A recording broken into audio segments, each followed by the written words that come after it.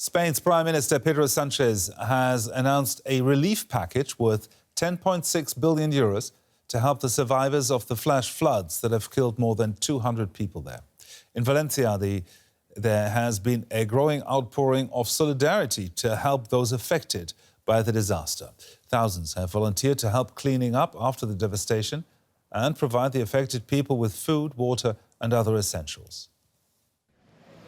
Recovery teams believe there are still more bodies to be found, like in this flooded underground parking lot. Many remain missing after devastating floods hit Spain's eastern Valencia region. People here say recovery efforts are painstakingly slow. There is anguish and uncertainty. To know what to do, which number to call or where to go to make inquiries. So we turn to our own contacts to find missing people. The devastation is widespread. Homes have been destroyed. And people here have been left without shelter or basic supplies. This and other stands in the town of Aldaya are offering free food. The street here was piled full of cars. Nobody came. But all the neighbors in this street organized to do the cleanup. And if it looks this clean now, it is because we did it. We also set a table and started making coffee for those who came to clean. Thousands of people are volunteering to help with relief. This makeshift health center is providing medical assistance. People are mourning, obviously, but a task force of volunteers have been sent. Groups of doctors and nurses knocking door to door, asking about people's health. Several health points have been set throughout town. All of it very improvised. This is the deadliest flooding here in living memory. Last week, in a matter of minutes, flash floods swept away almost everything in their path. Warnings from the government came too late for many to react. And many here feel that the government is still not doing enough to help.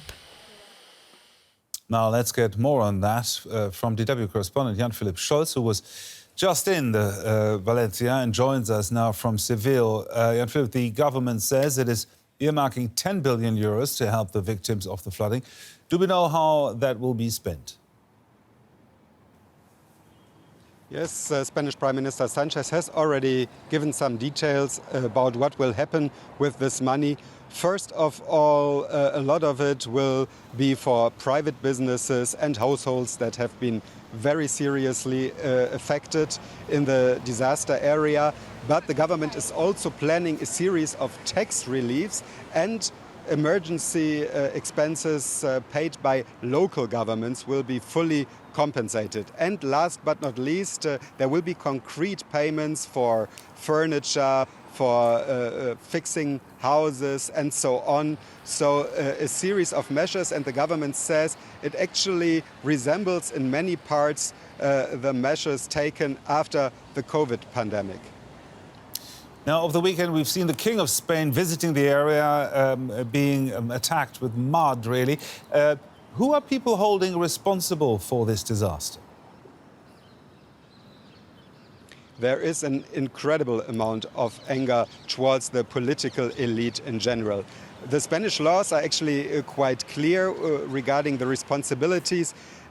Civil protection and emergency response are the responsibilities of the regional governments. But the usual political blame game in Spain has already started. The conservative regional government said that the central government in Madrid did not provide additional assistance in time. And what is true is that the central government, the socialist government in Madrid, could have also declared a nationwide state of emergency that would have basically disempowered the regional government and would have centralized all emergency efforts. But this would have been a big step, of course, a huge step in the first hours of the disaster. So nobody is really taking over political responsibility for the catastrophe, and an incredible amount of anger among the people.